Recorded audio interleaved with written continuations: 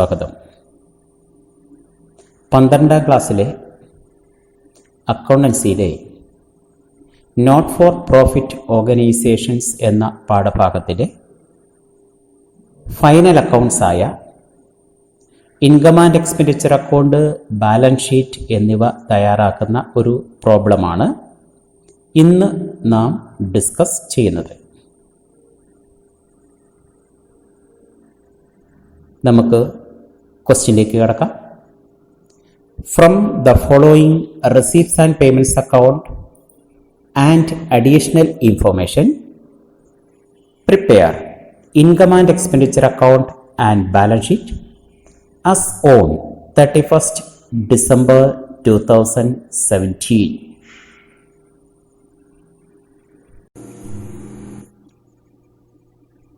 Receipts and payments അക്കൗണ്ടിലെ ഐറ്റങ്ങൾ നമുക്കൊന്ന് പരിചയപ്പെടാം. ബാലൻസ് ബ്രോട്ട് ഡൗൺ, ഇത് opening balance of cash in hand ആണ്. തുടർന്നുള്ള ഐറ്റങ്ങൾ subscriptions, donations, grant from government, sale of newspaper, proceeds of charity show, interest on investment at the rate of 10% for full year, sundries income. Payment side, salary, stationery, electricity charges, insurance, equipments, petty expenses, expenses on charity show, newspapers, lecturers fee, honorarium to secretary. Last balance carry down. ഈ balance carry down എന്ന് പറയുന്നത് closing balance of cash in hand ആണ്. തുടർന്നുള്ള adjustments, 2 date എന്ന് പറഞ്ഞാൽ 1st January 2017, 31st December 2017 എന്നീ 2 ഡേറ്റുകളിലെ തുകകളാണ് adjustment തന്നിരിക്കുന്നത്. അത് തന്നിരിക്കുന്നത് outstanding salaries, insurance prepaid, subscription outstanding, subscription received in advance, electricity charges outstanding, stock of stationery, equipments, building എന്നീ ഐറ്റങ്ങളാണ്. അപ്പോൾ ഇപ്രകാരമുള്ള ഒരു പ്രോബ്ലം വർക്കൗട്ട് ചെയ്യുമ്പോൾ നമ്മൾ എങ്ങനെ പ്രൊസീഡ് ചെയ്യണം, ഇതാണ് ആദ്യം നോക്കേണ്ടത്. ക്വസ്റ്റ്യനിൽ ആവശ്യപ്പെട്ടിരിക്കുന്നത് ഇൻകം ആൻഡ് എക്സ്പെൻഡിച്ചർ അക്കൗണ്ടും ബാലൻസ് ഷീറ്റും തയ്യാറാക്കുക എന്നാണ്. ബാലൻസ് ഷീറ്റ് ക്ലോസിംഗ് ബാലൻസ് ഷീറ്റാണ്. എന്നാൽ ആ ക്ലോസിംഗ് ബാലൻസ് ഷീറ്റിൽ നമുക്ക് ആവശ്യമായ ഒരു ഫിഗറാണ് ക്യാപിറ്റൽ ഫണ്ട്. ഓപ്പണിംഗ് ഡേറ്റിലെ ക്യാപിറ്റൽ ഫണ്ട് തന്നിട്ടില്ലാത്തതിനാൽ ഓപ്പണിംഗ് ബാലൻസ് ഷീറ്റ് കൂടി തയ്യാറാക്കേണ്ടി വരും. ആയതിനാൽ ആദ്യം opening balance sheet, closing balance sheet, income and expenditure എന്നിവ വരയ്ക്കുക. ഇനി ക്വസ്റ്റ്യനിൽ തന്നിരിക്കുന്ന ഓരോ ഇനവും അസറ്റാണോ, ലയബിലിറ്റി ആണോ, ഇൻകം ആണോ, എക്സ്പെൻഡിച്ചർ ആണോ എന്ന് തിരിച്ചറിയണം.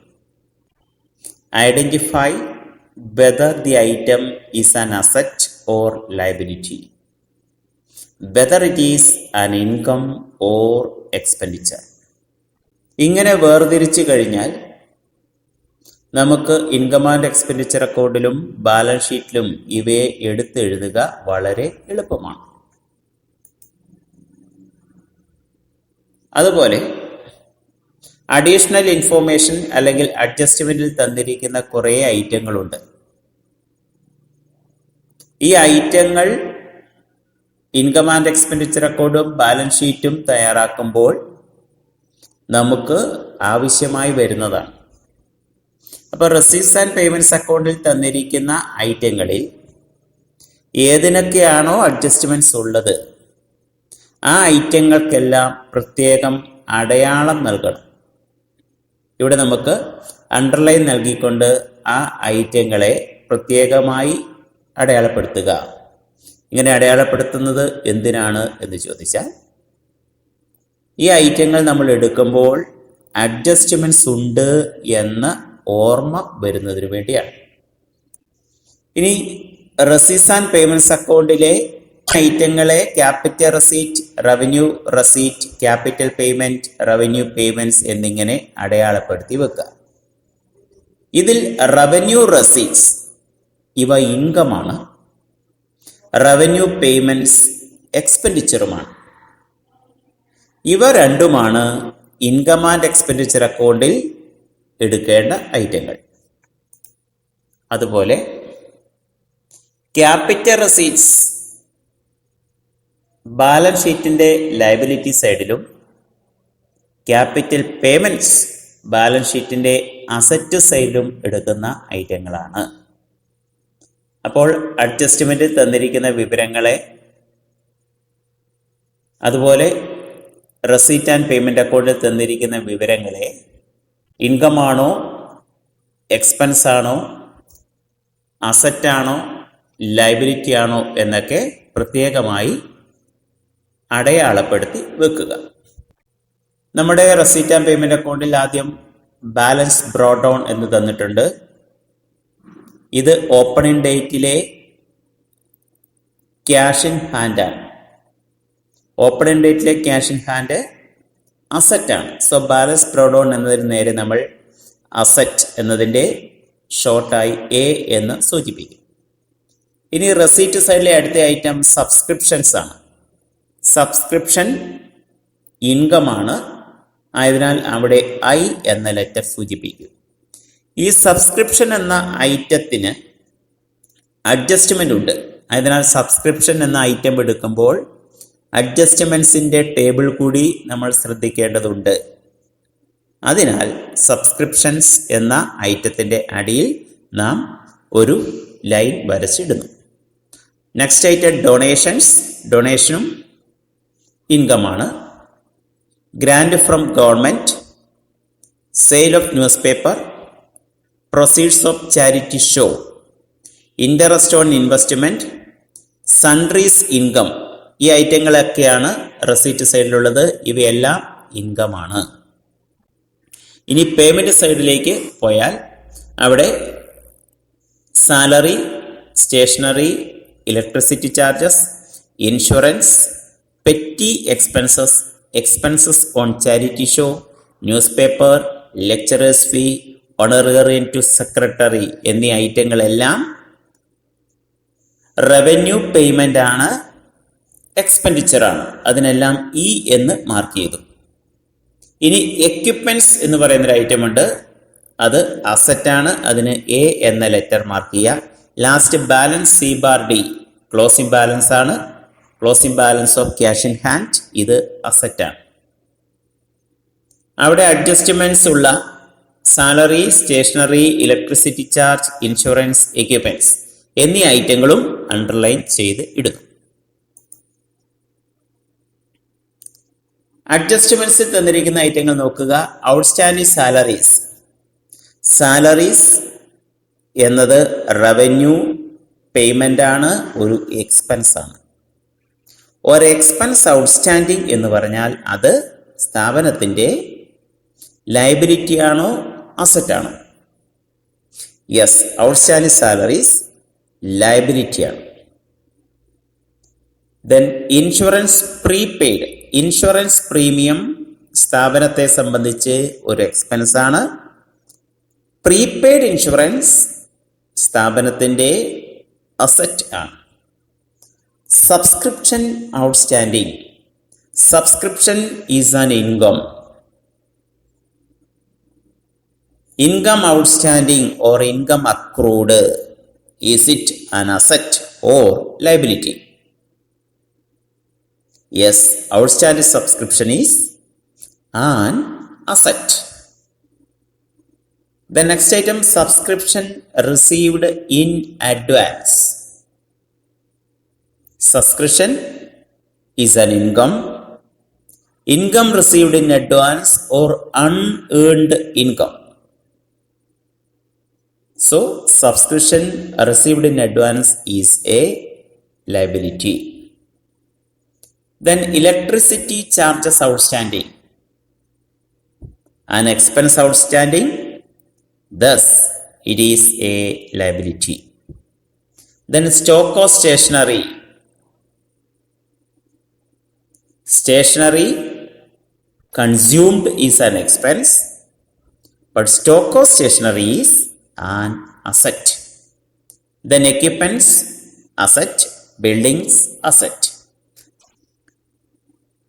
ഇനി opening balance sheet, closing balance sheet ഇവയിലേക്ക് വരേണ്ട ഐറ്റങ്ങൾ, അഡ്ജസ്റ്റ്മെന്റ് തന്നിരിക്കുന്ന ഐറ്റങ്ങളിൽ ഓപ്പണിംഗ് ഡേറ്റിലുള്ള എല്ലാ അസറ്റും ലയബിലിറ്റിയും ഓപ്പണിംഗ് ബാലൻസ് ഷീറ്റിൽ എടുക്കുക.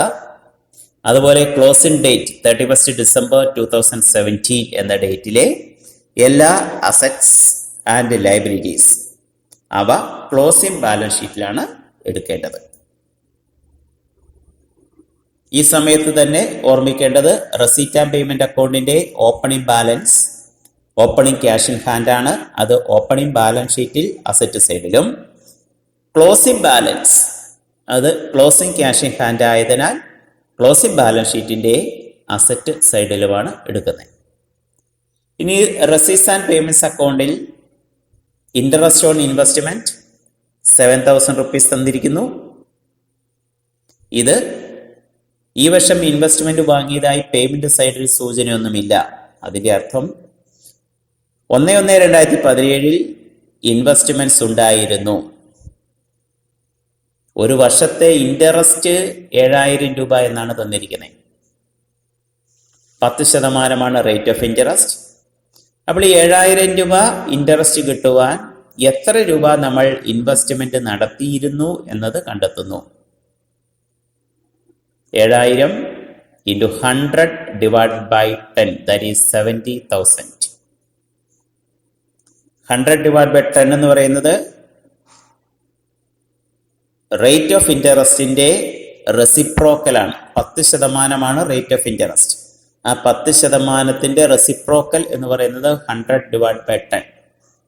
കിട്ടിയ ഇൻട്രസ്റ്റിനെ റേറ്റ് ഓഫ് ഇൻട്രസ്റ്റിന്റെ റെസിപ്രോക്കൽ കൊണ്ട് ഗുണിച്ചാൽ എന്തു കിട്ടുമോ അതായിരിക്കും ടോട്ടൽ ഇൻവെസ്റ്റ്മെന്റ് എന്ന് പറയുന്നത്. ഇത് 1 ജാനുവരിയിലുള്ള ഇൻവെസ്റ്റ്മെന്റ് ആണ്. ഇൻവെസ്റ്റ്മെന്റ് വിറ്റതായിട്ട് ഒരിടത്തും സൂചനയില്ല. അതിന്റെ അർത്ഥം ഇൻവെസ്റ്റ്മെന്റ് സ്ഥാപനത്തിൽ തുടരുന്നു. ആയതിനാൽ ഈ തുക തന്നെ 70,000 രൂപ തന്നെ ക്ലോസിംഗ് ബാലൻസ് ഷീറ്റിലും കാണിക്കണം. ഇനി അസറ്റുമായി ബന്ധപ്പെട്ട ഡിപ്രീസിയേഷൻ ഉണ്ട്. എക്യുപ്മെന്റ്സ് ഓപ്പണിംഗ് ഡേറ്റിൽ എക്യുപ്മെന്റ് വില തന്നിട്ടുണ്ട്. പേയ്മെന്റ് സൈഡിൽ എക്യുപ്മെന്റ്സ് എന്നൊരു ഐറ്റം ഉണ്ട്. പേയ്മെന്റ് സൈഡിൽ എക്യുപ്മെന്റ്സ് കാണിക്കുന്നത് പർച്ചേസ് ഓഫ് എക്യുപ്മെന്റ് ആണ്. അതുപോലെ ക്ലോസിംഗ് ഡേറ്റിൽ എക്യുപ്മെന്റ് തുകയും തന്നിട്ടുണ്ട്. സോ അതിന്റെ ഡിപ്രീസിയേഷൻ തുക കാണുന്നത് opening balance plus purchase minus closing balance ആണ്. 25,600 ആണ് ഓപ്പണിംഗ് ബാലൻസ്, 30,000 പർച്ചേസ്. അതിന്റെ ടോട്ടലിൽ നിന്നും ക്ലോസിംഗ് ബാലൻസ് ആയ 50,200 കുറയ്ക്കുക.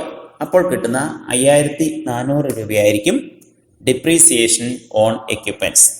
ഈ ഡിപ്രീസിയേഷൻ ഇൻകം ആൻഡ് എക്സ്പെൻഡിച്ചർ അക്കൗണ്ടിൽ ഡെബിറ്റ് ചെയ്യേണ്ട ഐറ്റമാണ്.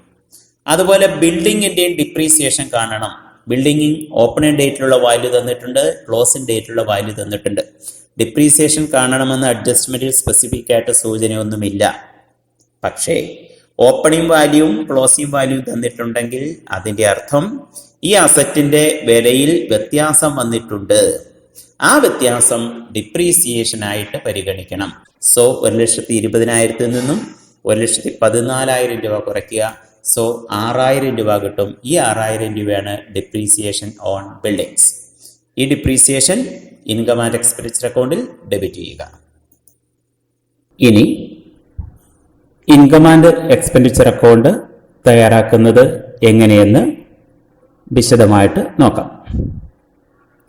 റെസീറ്റ്സ് ആൻഡ് പേയ്മെന്റ്സ് അക്കൗണ്ടിന്റെ പേയ്മെന്റ് സൈഡിലെ റവന്യൂ പേയ്മെന്റ്സ് അല്ലെങ്കിൽ എക്സ്പെൻസസ് ആണ് ഇൻകം ആൻഡ് എക്സ്പെൻഡിച്ചർ അക്കൗണ്ടിന്റെ ഡെബിറ്റ് സൈഡിൽ, അതായത് എക്സ്പെൻഡിച്ചർ സൈഡിൽ പോസ്റ്റ് ചെയ്യുന്ന ഐറ്റംസ്. അതുപോലെ റെസീറ്റ്സ് ആൻഡ് പേയ്മെന്റ്സ് അക്കൗണ്ടിന്റെ revenue receipts income and expenditure അക്കൗണ്ടിൽ ഇൻകം സൈഡിൽ നമ്മൾ പോസ്റ്റ് ചെയ്യുന്നു. ആദ്യം എക്സ്പെൻഡിച്ചർ സൈഡിലെ ഫസ്റ്റ് ഐറ്റം സാലറീസ്. ഈ സാലറീസ് എന്ന് പറയുന്ന ഐറ്റത്തിന് അഡ്ജസ്റ്റ്മെന്റ് ഉണ്ട് എന്ന് നമുക്കറിയാം.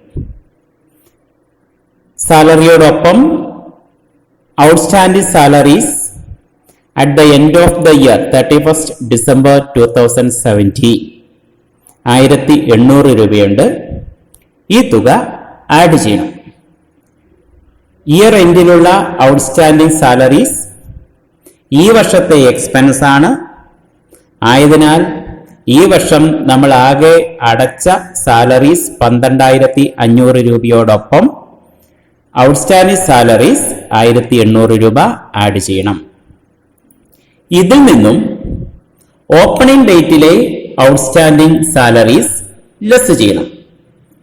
ഓപ്പണിംഗ് ഡേറ്റ് ആയ 1/1/2017 ഔട്ട്സ്റ്റാൻഡിംഗ് സാലറീസ് ഈ വർഷം നമ്മൾ ആകെ അടച്ച തുകയിൽ ഈ 1,200 രൂപ ഉൾപ്പെട്ടിട്ടുണ്ട്.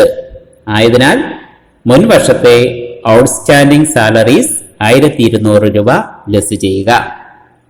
ബാക്കി 13,100 രൂപയാണ് ഇൻകം ആൻഡ് എക്സ്പെൻഡിച്ചർ അക്കൗണ്ടിൽ ഡെബിറ്റ് ചെയ്യുന്നത്. Salaries add outstanding at the end less outstanding at the beginning.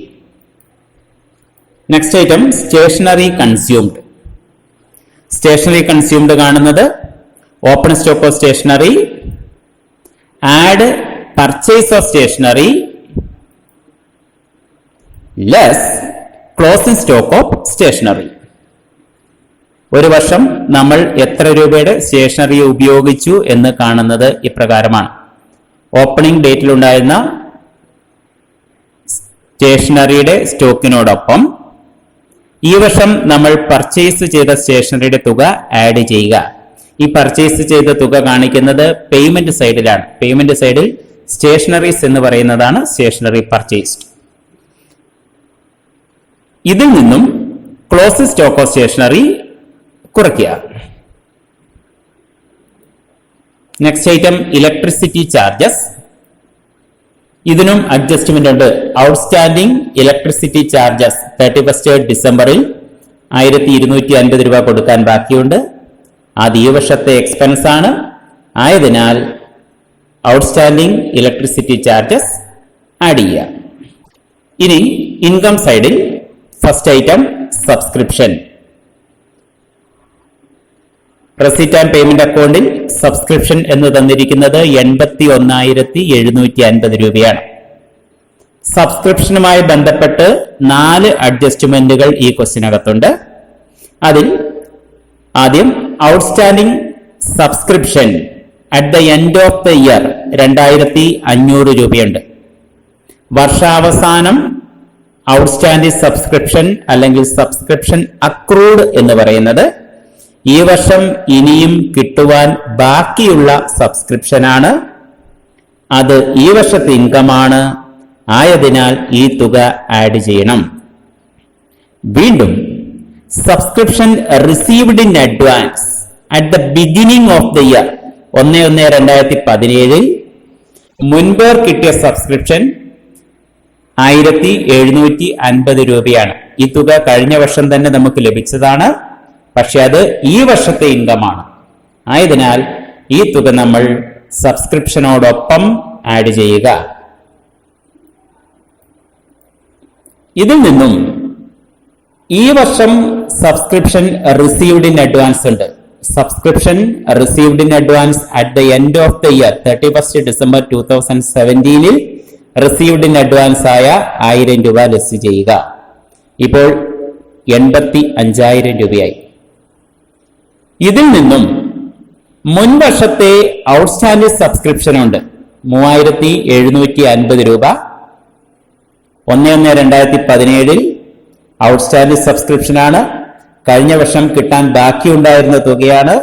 ഇത് മുൻ വർഷത്തെ ഇൻകമാണ്, ഈ വർഷത്തെ ഇൻകം അല്ല. ആയതിനാൽ 3,750 രൂപ outstanding subscription at the beginning of the year less ചെയ്യുന്നു. ബാക്കി 81,250 രൂപ. ഒരിക്കൽ കൂടി നോക്കുക. Subscription received during the year, add outstanding at the end of the year, add received in advance at the beginning of the year, less received in advance at the end of the year, less subscription outstanding at the beginning of the year. ഇനി expenditure സൈഡിൽ next item insurance 7,500. Add prepaid at the beginning 700. Insurance premium prepaid എന്ന് പറയുന്നത് കഴിഞ്ഞ വർഷം മുൻപേർ അടച്ച തുകയാണ്. അത് കഴിഞ്ഞ വർഷത്തെ എക്സ്പെൻസ് അല്ല, ഈ വർഷത്തെ എക്സ്പെൻസ് ആണ്. ആയതിനാൽ ഈ തുക ആഡ് ചെയ്യുന്നു. ഇപ്പോൾ 8,200 കിട്ടി. ഇതിൽ നിന്നും ഈ വർഷം പ്രീപെയ്ഡ് ഉണ്ട്. Insurance premium prepaid 31 December 2017 300 rupees തന്നിട്ടുണ്ട്. ഇത് അടുത്ത വർഷത്തേക്കുള്ള ചെലവായതിനാൽ ഈ തുക നമ്മൾ ലെസ് ചെയ്യുന്നു.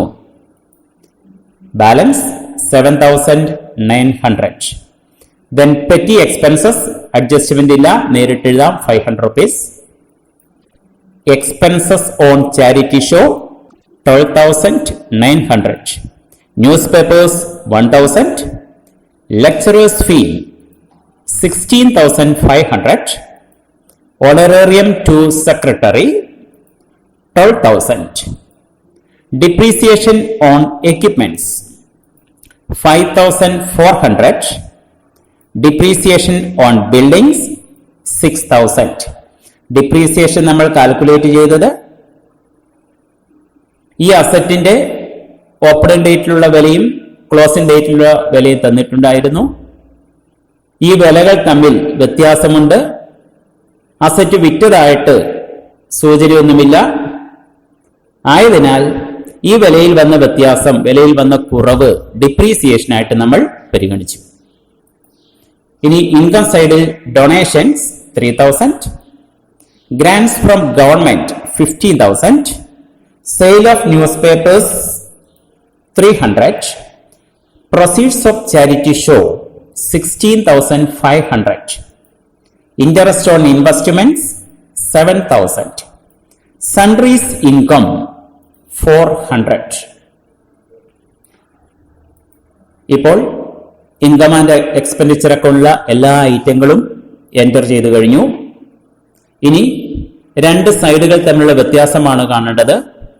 നമുക്കറിയാം ഇൻകം സൈഡിലാണ് തുക അധികമുള്ളത്. ആയതിനാൽ ഇൻകം സൈഡിലെ തുകകൾ നമ്മൾ ആഡ് ചെയ്യുക.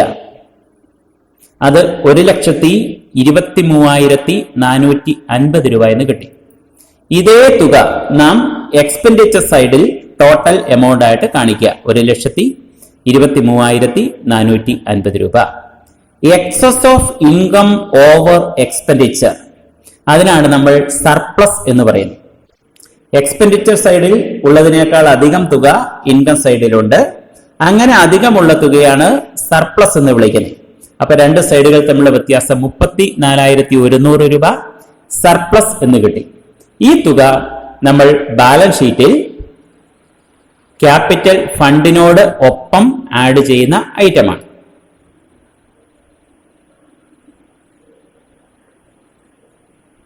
ഇവിടെ ശ്രദ്ധിക്കേണ്ട ഒരു കാര്യം, നമ്മൾ ഇൻകം ആൻഡ് എക്സ്പെൻഡിച്ചർ അക്കൗണ്ടിന്റെ ക്രെഡിറ്റ് സൈഡിൽ, ഇൻകം സൈഡിൽ പ്രൊസീഡ്സ് ഫ്രം ചാരിറ്റി ഷോ എന്ന ഒരൈറ്റവും എക്സ്പെൻഡിച്ചർ സൈഡിൽ എക്സ്പെൻസസ് ഓൺ ചാരിറ്റി ഷോ എന്ന ഐറ്റവും കാണിച്ചു. ഇത് ചാരിറ്റി ഷോ നടത്തിയതിന്റെ കളക്ഷൻ അല്ലെങ്കിൽ വരുമാനവും അതുമായി ബന്ധപ്പെട്ട ചെലവുമാണ്. ഇവ ഇൻകം സൈഡിലും എക്സ്പെൻഡിച്ചർ സൈഡിലും കാണിക്കുന്നതിന് പകരം അതിന്റെ നെറ്റ് റിസൾട്ട് ഇൻകം ആണ് അധികമെങ്കിൽ അതാണ് സർപ്ലസ്. ആ സർപ്ലസ് തുക മാത്രം ഇൻകം ആൻഡ് എക്സ്പെൻഡിച്ചർ അക്കൗണ്ടിൽ ക്രെഡിറ്റ് ചെയ്താൽ മതി. സോ പ്രൊസീഡ്സ് ഫ്രം ചാരിറ്റി ഷോയിൽ നിന്നും എക്സ്പെൻസസ് ഓൺ ചാരിറ്റി ഷോ കുറയ്ക്കുക. ആ കിട്ടുന്ന ഡിഫറൻസ് ഇൻകം സൈഡിൽ നമ്മൾ ക്രെഡിറ്റ് ചെയ്യുന്നു. ഇനി എക്സ്പെൻസ് ആണ് അധികം ഉള്ളത് എങ്കിൽ, ഏതെങ്കിലും ക്വസ്റ്റിനകത്ത് എക്സ്പെൻസ് ആണ് അധികം ഉള്ളതെങ്കിൽ ആ എക്സ്പെൻസിൽ നിന്നും അതുമായി ബന്ധപ്പെട്ട ഇൻകം ലെസ് ചെയ്യുന്നു. അപ്പോൾ എക്സ്പെൻഡിച്ചർ സൈഡിൽ ആ വ്യത്യാസം കാണിച്ചാൽ മതിയാവും. വീണ്ടും നമ്മൾ ഓർമ്മിക്കേണ്ട അടുത്ത ഐറ്റങ്ങൾ നോക്കുക. എക്സ്പെൻസസ് ഔട്ട്സ്റ്റാൻഡിംഗ് എന്ന് പറഞ്ഞാൽ അത് ലയബിലിറ്റിയാണ്. എന്നാൽ ഇൻകം ഔട്ട്സ്റ്റാൻഡിംഗ് അല്ലെങ്കിൽ ഇൻകം അക്രൂഡ് എന്ന് പറയുന്നത് അസറ്റാണ്. Prepaid expenses or expenses paid in advance ഒരു അസറ്റാണ്. Income received in advance, unearned income, ഇത് ഒരു ലയബിലിറ്റിയാണ്. ഇനി ബാലൻസ് ഷീറ്റ് തയ്യാറാക്കുന്നത് എങ്ങനെയെന്ന് നോക്കാം. ബാലൻസ് ഷീറ്റിന്റെ അസറ്റ് സൈഡിൽ ആദ്യം ക്യാഷ് ഇൻ ഹാൻഡ്. ഈ ക്യാഷ് ഇൻ ഹാൻഡിന്റെ തുക റെസീറ്റ് ആൻഡ് പേയ്മെന്റ് അക്കൗണ്ടിന്റെ ഓപ്പണിംഗ് ബാലൻസ് ആണ്. ഓപ്പണിംഗ് ഡേറ്റിൽ 1/1/2017 റെസീറ്റ്സ് ആൻഡ് പേയ്മെന്റ്സ് അക്കൗണ്ടിന്റെ ബാലൻസ് ബ്രോഡ് ഓൺ എന്ന തുക തന്നിട്ടുണ്ട്, 7250 രൂപ. ഇതാണ് ഓപ്പണിംഗ് ബാലൻസ് ഷീറ്റിൽ അസറ്റ് സൈഡ് നമ്മൾ ക്യാഷ് ഇൻ ഹാൻഡ് എന്ന് കാണിക്കുന്നത്. Then next item, prepaid insurance 700, subscription outstanding 3750, stock of stationery 2250, equipment 25,600, buildings 1,20,000, investments 70,000. ഇൻവെസ്റ്റ്മെന്റിന്റെ വില നമ്മൾ കാൽക്കുലേറ്റ് ചെയ്ത് എടുത്തതാണ്. Then liability side, salaries outstanding 1,200, subscription received in advance 1,750. തന്നിരിക്കുന്ന അസറ്റും ലയബിലിറ്റിയും മുഴുവൻ നമ്മൾ പോസ്റ്റ് ചെയ്ത് കഴിഞ്ഞു. ഇനി അസറ്റ് സൈഡും ലയബിലിറ്റി സൈഡും തമ്മിലുള്ള വ്യത്യാസമാണ് കാണേണ്ടത്. അതിനാൽ നമ്മൾ അസറ്റ് സൈഡ് ടോട്ടൽ ചെയ്യുക. അത് 2,29,550 രൂപ എന്ന് കിട്ടി. ഇതേ തുക നമ്മൾ ലയബിലിറ്റി സൈഡിൽ കൊണ്ട് എഴുതുക. ലയബിലിറ്റി സൈഡിന്റെ ടോട്ടലായി 2,29,550 രൂപ. ഇനി ലയബിലിറ്റി സൈഡിൽ നമുക്ക് 2 ഐറ്റങ്ങളാണുള്ളത്. ഈ 2 ഐറ്റങ്ങളും ഇപ്പോൾ നമ്മൾ എഴുതിയ ടോട്ടലും തമ്മിലുള്ള വ്യത്യാസമായിരിക്കും capital fund. So capital fund balance figure ആണ്. അത് 2,26,600 രൂപ എന്ന് കിട്ടും.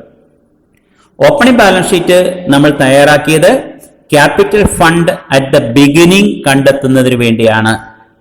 അക്കൗണ്ടിംഗ് ഇക്വേഷൻ പ്രകാരം asset equal to liabilities plus capital എന്നാണ്. ഒരു നോട്ട് ഫോർ പ്രോഫിറ്റ് ഓർഗനൈസേഷനിൽ ക്യാപിറ്റൽ അല്ല, ക്യാപിറ്റൽ ഫണ്ടാണ്. സോ അവരുടെ ടോട്ടൽ അസറ്റിൽ നിന്നും ടോട്ടൽ ലയബിലിറ്റീസ് കുറച്ചു. ബാലൻസ് ഫിഗർ എന്ന് പറയുന്നത് ക്യാപിറ്റൽ ഫണ്ടാണ്. ഇനി ക്ലോസിംഗ് ബാലൻസ് ഷീറ്റ് നോക്കുക. Balance sheet as on 31st December 2017. ഇതിന്റെ അസറ്റ് സൈഡിൽ first item cash in hand. Cash in hand എന്ന് പറയുന്ന തുക റെസീറ്റ് ആൻഡ് പേയ്മെന്റ് അക്കൗണ്ടിന്റെ ക്ലോസിംഗ് ബാലൻസ് ആണ്. റെസീറ്റ് ആൻഡ് പേയ്മെന്റ് അക്കൗണ്ടിൽ last item balance carry down എന്ന് പറഞ്ഞ് തന്നിരിക്കുന്ന 27,050. ഇതാണ് closing cash in hand. Next item prepaid insurance 300, subscription outstanding 2,500, stock of stationery 700, equipment 50,200, buildings 1,14,000, investments 70,000. Liability side salaries outstanding 1,800, subscription received in advance 1,000, electricity charges outstanding 1,250. Then capital fund opening balance ആയ 2,26,600. ഇതിനോടൊപ്പം surplus add ചെയ്യുക. Add surplus 34,100. Income and expenditure അക്കൗണ്ടിന്റെ balance ആണ് surplus. ആ surplus capital ഫണ്ടിനോടൊപ്പം add ചെയ്തു. Total 2,60,700. ഇപ്പോൾ balance ഷീറ്റിലെ എല്ലാ ഐറ്റങ്ങളും എൻ്റർ ചെയ്തു കഴിഞ്ഞു. ഇനി അസറ്റ് സൈഡും ലയബിലിറ്റി സൈഡും ടോട്ടൽ ചെയ്യുക. ടോട്ടൽ 2,64,750. ഇപ്പോൾ നമ്മുടെ ബാലൻസ് ഷീറ്റ് ടാലി ആയിട്ടുണ്ട്. ഹായ് സ്റ്റുഡൻസ്, ഈ ക്ലാസ്സിലൂടെ നമ്മൾ നേടിയിരിക്കുന്ന അറിവുകൾ നമുക്കൊന്ന് ടെസ്റ്റ് ചെയ്യണ്ടേ? യെസ്, ടെസ്റ്റ് യുവർ അണ്ടർസ്റ്റാൻഡിംഗ് എന്ന ഹെഡിൽ ഒരു ക്വസ്റ്റ്യൻ നൽകിയിരിക്കുന്നു. 15 മിനിറ്റ് കൊണ്ട് നിങ്ങൾക്ക് ഇതിൻ്റെ ഉത്തരം ലഭ്യമാകും എന്ന് എനിക്ക് ഉറപ്പുണ്ട്. Are you ready? Yes. Thank you for watching this video.